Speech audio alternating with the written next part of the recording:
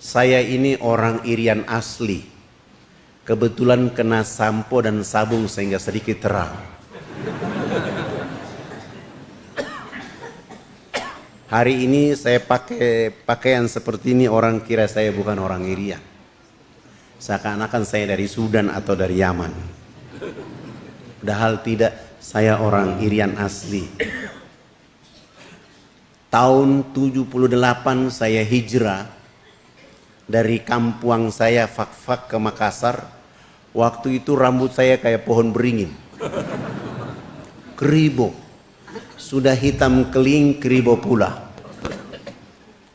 Tiba di pelabuhan Makassar, saya bertemu dengan saudara-saudari Bugis Makassar. Saya menyapa mereka dengan salam, Assalamualaikum warahmatullahi wabarakatuh. Tidak ada satupun yang mau membalas salam saya. Sebagian orang mengatakan, masa orang Islam rambutnya kayak begini? Bagi saya tidak apa-apa. Saya menuju ke tempat kos. Menjelang sholat subuh saya ke masjid. Ketika saya menuju masjid ketemu dengan ketua DKM. Ketua DKM melihat saya dan bertanya, kamu asal dari mana? Saya bilang saya dari Irian. Begitu saya jawab dari Irian, ketua DKM jalan mempercepat langkah meninggalkan saya. Duluan ke masjid. Saya jalan pelan-pelan ke masjid. Ternyata begitu saya sampai ke masjid, ketua DKM sudah menyiapkan dua pemuda yang badannya kekar, besar, menyuruh mereka mengawasi saya saat berwudu sampai sholat sunat. Begitu sholat berjamaah, kedua pemuda itu berdiri di kanan dan kiri saya. Itu terjadi tidak saja sholat subuh, sholat duhur pun saya diawasi, sholat asar, sholat maghrib, sholat isya pun saya diawasi. Selesai sholat isya saya kembali ke tempat kos saya sedang makan malam. Ketua DKM menyuruh ketua RT datang ketemu saya. Assalamualaikum, waalaikumsalam. Mohon maaf, saya ketua RT di sini. Oh, mohon maaf Pak RT, saya belum lapor diri. Saya datang ke sini untuk meminta, ini saya ada bawa Al-Quran, untuk menguji Anda apakah Anda Muslim atau tidak. Saya bilang Pak RT, mohon maaf saya selesaikan makan malam saya dulu.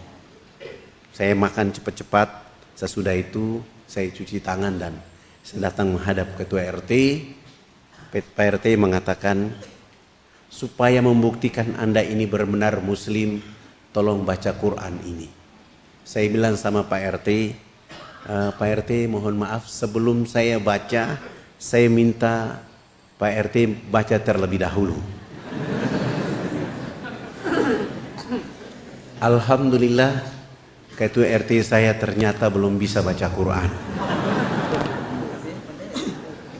Dan saya bilang, sampaikan salam hormat, besok subuh saya akan memimpin sholat subuh di masjid kita. Alhamdulillah, begitu saya memimpin sholat subuh akhirnya seluruh keluarga, sahabat, teman di situ menjadi keluarga dan orang tua saya di sana. Saya pergi ke kampus mengikuti mata kuliah agama Islam. Begitu saya masuk ke ruangan itu, ternyata di ruangan itu semua orang gagah, ganteng, cantik. Sayalah yang mengotori ruangan itu. Pagi-pagi kami datang, ketemu dengan kepala suku. Kepala suku langsung bicara. Anak, mandi yang benar itu yang anak ajarkan.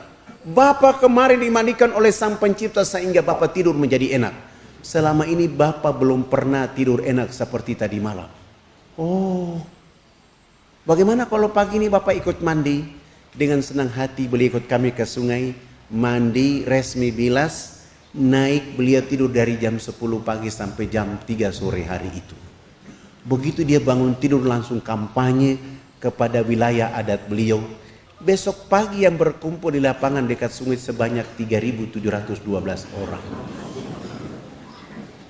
Tua, muda, besar, kecil, laki-laki, perempuan, untuk datang belajar mengikuti mandi pakai sabun mandi yang kami bawa. Kami bawa sabun mandi 7 karton tidak cukup. Terpaksa 1 sabun dibagi 4 dan memulai pelajaran mandi. Dari jam 8 pagi sampai jam 12 siang belum tuntas.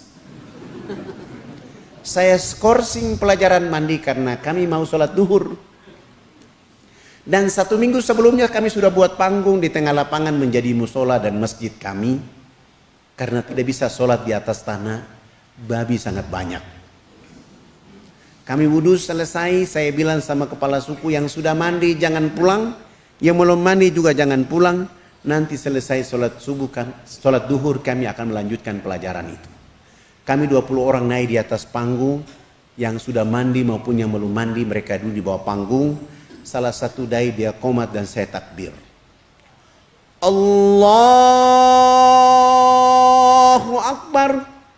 19 dai pun ikut takbir Allahu Akbar. Begitu kami takbir yang sudah mandi maupun yang belum mandi yang dulu di bawah panggung semuanya serentak berdiri berputar keliling panggung sholat dengan berlawanan arah jarum jam. Mereka tawaf seakan-akan kami itu Ka'bah. Apa yang mereka lakukan? Mereka berputar keliling panggung sholat untuk memperhatikan gerakan-gerakan sholat duhur yang kami lakukan. Begitu saya salam ke kanan, saya udah itu salam ke kiri, kepala suku besar langsung loncatnya di atas panggung. Anak!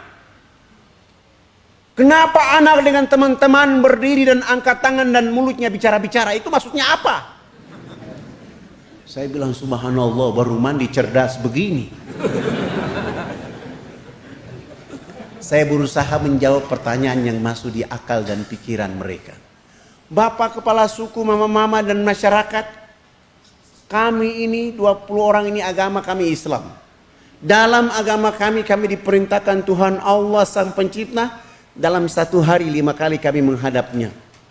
Tadi kami berdiri mengangkat tangan itu artinya kami menyerahkan sepenuhnya, kami punya jiwa, kami punya raga dan kami punya kehidupan ini kepada Tuhan Allah. Yang kami bicara-bicara itu adalah Allah Maha Besar, diri kami dan kehidupan ini kecil sehingga tangan kiri kami malu menutup dada kami, tangan kanan kami pun malu menutup tangan kiri dan dada. Terserah Allah, mau menghukum kami terserah, mau memberi kami hadiah terserah, karena kami sudah menyerahkan sepenuhnya jiwa, raga dan kehidupan kami kepada Tuhan Allah. Begitu kepala suku mendengar penjelasan saya, beliau langsung mengatakan, oh ini agama yang benar. Menurut Bapak kami sudah Islam. Tapi kenapa sesudah itu anak dengan teman-teman bongko badan? Apa artinya bongko badan? Kenapa ruku? Saya jawab, kami bongkok badan itu supaya melihat di bumi ada tanah, ada pasir, ada batu, ada air, ada hewan, ada tumbuhan. Semuanya itu fasilitas dari Sang Pencipta kepada manusia, dinikmati, dipelihara, dilindungi karena masih ada manusia berikutnya. Oh, ini agama yang benar. Menurut Bapak kami sudah Islam. Tapi kenapa sesudah itu anak dengan teman-teman tunduk mencium papan? Apalagi artinya tunduk mencium papan? Kenapa sujud? Saya jawab, kami tunduk mencium papan pertanda kami menangis atas dosa kejahatan yang kami lakukan. Kenapa kami lakukan itu? Sebentar kami mati nanti, kami punya kulit, kami punya daging, kami punya darah, kami punya tulang, akan dilebur kembali menjadi tanah. Sebelum dilebur menjadi tanah, kami menyatukan kepala, tangan, lutut dan kaki menangis minta ampun kepada Dia Allah yang Maha Tinggi. Tapi kenapa sesudah itu anak dengan teman-teman lihat ke sebelah kanan mulutnya bicara-bicara, lihat ke sebelah kiri masih bicara-bicara? Salam dia bilang bicara-bicara. Saya jawab, kalau tadi kami mengangkat tangan adalah menyerahkan sepenuhnya jiwa dan raga kami bongkok badan untuk melihat apa yang diberikan oleh Allah, sudah minta ampun. Selesai minta ampun kami lihat ke sebelah kanan, kalau di tempat ini belum ada orang yang tahu mandi. Tugas kami datang di sini mengajarkan orang bisa tahu mandi. Melihat ke sebelah kanan kalau belum ada orang yang tahu berpakaian, tugas kami mencari pakaian untuk menutup tubuh badannya. Ada yang lapar, tugas kami mencari makan. Ada yang sakit, tugas kami mencari obat. Sesudah itu melihat ke sebelah kiri, kalau di tempat ini belum ada orang yang mengenal Allah dan Rasulnya, tugas kami datang ke sini untuk memperkenalkan Allah Rasulnya kepada mereka. Begitu mendengar penjelasan saya, kepala suku langsung mempersilahkan kami 20 orang Tidak boleh lagi duduk di atas panggung, kami turun duduk bergabung dengan masyarakat di bawah. Mereka 6 kepala suku naik di atas panggung menggantikan kami. Bukan sholat tapi rapat membahas kehadiran di sana. Setelah rapat selesai, kepala suku besarnya berdiri dan menyampaikan pengumuman buat kami yang ada di lapangan itu. Hari ini kita senang. Hari ini kita bahagia. Karena anak-anak ini sudah datang mengajarkan agama yang benar di kampung kita. Dalam rapat kami sepakat bahwa kita semua yang ada di lapangan harus mengikuti agama anak-anak ini. Begitu mendengar kalimat itu kami 20 orang langsung sujud dan menangis kepada Allah. Terima kasih ya Allah ya Rabb. Kami malu kepada mereka ya Allah. Kami tidak bawa apa-apa, kami hanya bawa kalimatmu engkau, kalimat la ilaha illallah Muhammad Rasulullah untuk mereka. Kami malu, kami hanya bawa sabun, sampo, odol sikat gigi untuk mereka. Lalu saya menguatkan diri untuk membimbing mereka mengucapkan 2 kalimat syahadat. Tapi kami pun tidak kuat. Karena mereka dalam keadaan telanjang. Dalam keadaan bau badan. Tapi hati mereka begitu tulus untuk menyebut asyhadu an la ilaha illallah wa asyhadu anna Muhammad Rasulullah. Ya Allah, kuatkan dakwah ini. Ya Allah, jaga negeri ini. Ya Allah, kuatkan hati mereka dengan agama ini agar mereka akan tumbuh menjadi hamba-Mu yang menjaga negeri ini dengan agama-Mu. 3.712 orang pun tanpa beban kecuali mengucapkan 2 kalimat syahadat. Setelah mereka mengucapkan 2 kalimat syahadat, 1 minggu kemudian program berikut yang kami lakukan adalah mengganti nama-nama mereka. Yang nama Markus kami ganti dengan nama Abu Hanifah. Yang nama Yohanes kami ganti dengan nama Jamaluddin. Yang nama Paulus kami ganti nama dengan nama Tajuddin. Yang nama Abraham kami ganti dengan nama Ibrahim. Dan itu nama-nama yang paling cocok dan keren untuk orang Irian masuk Islam. Sangat lucu kalau orang Irian masuk Islam, rambutnya keriting, badannya hitam clean dipanggil Sutrisno. Masa Sutrisno Keribo? Atau dia masuk Islam, rambutnya keriting, badannya hitam clean dipanggil Kang Cecep. Tidak cocok, tapi Abidin, Musa, Muhammad, Abdul Hakim itu cocok untuk mereka.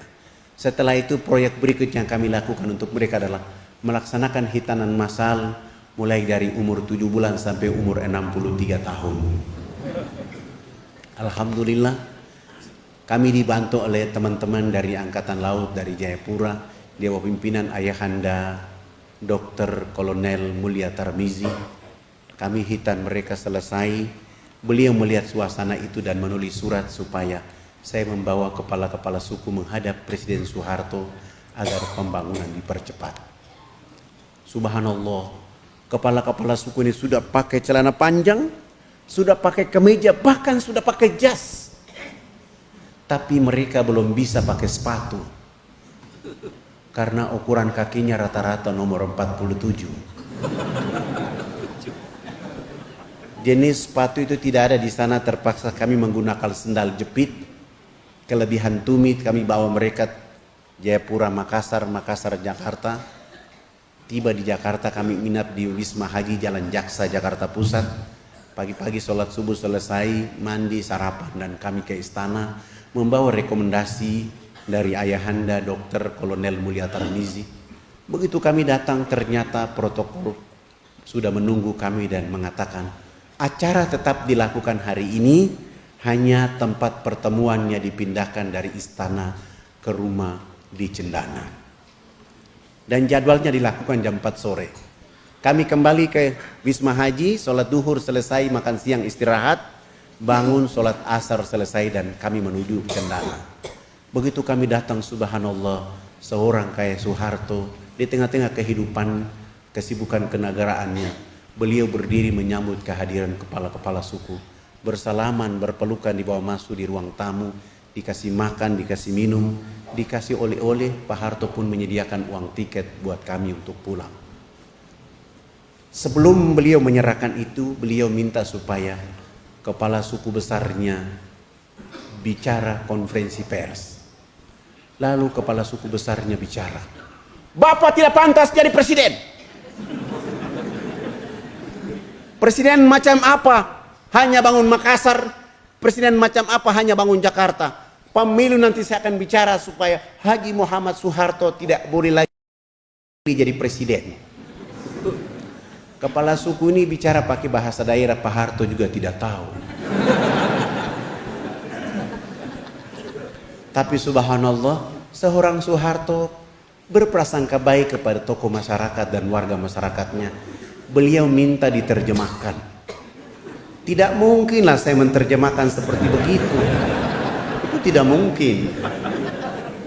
Tapi saya berusaha mengambil hati dengan makna yang diinginkan oleh kepala suku, dan saya bilang, "Bapak Presiden yang terhormat, hari ini kepala-kepala suku sungguh bahagia bisa bertemu dengan Bapak Presiden." Dan kepala suku besar tadi mengatakan, "Haji Muhammad Soeharto layak jadi Bapak Pembangunan Nasional." Dengan cara inilah Pak Harto langsung menelpon Menteri Agama, kepala-kepala suku diberangkatkan haji pada tahun itu juga. Dengan cara inilah Pak Harto menelpon Menteri Sosial, kami dibantu 917 unit rumah layak huni dengan program ABRI Masuk Desa. Dengan cara ini pun Pak Harto menyumbang 1000 karung pakaian serba baru. Pak Harto pun menyumbang 28 masjid, dan dakwah Jakarta ke kampung sana tidak menggunakan kapal laut tapi menggunakan pesawat Hercules. Alhamdulillah, karya dari seorang Soeharto. Hari ini kita lihat anak-anak muslim di sana sudah mulai bangkit. Ada yang jadi bupati, ada yang calon bupati, ada yang DPR. Mereka ingin naik. Dan yang tadi tidak ada Islam hari ini bangkit menjadi negeri yang menuju peradaban baru untuk Indonesia.